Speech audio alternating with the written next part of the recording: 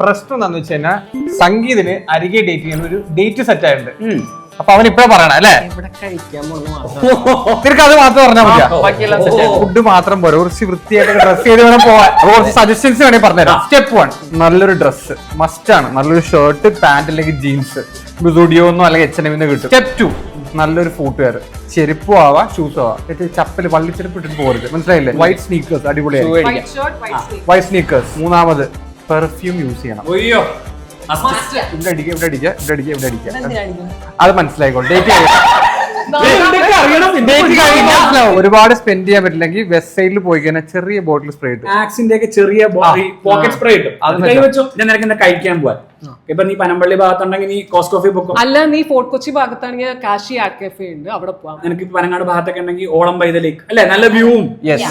Marine drive ഭാഗത്താണെങ്കിൽ കുറച്ചും കൂടി എക്സ്പെൻസീവ് ആക്കണമെങ്കിൽ you can go to bubble cafe. താജിന്റെ ബബിൾ കാഫേ റിനോവേറ്റ് ഉണ്ട്, നല്ല ഓപ്ഷൻ. എക്സ്പീരിയൻസ് ഉള്ള എല്ലാവരുടെയും അനുഗ്രഹം.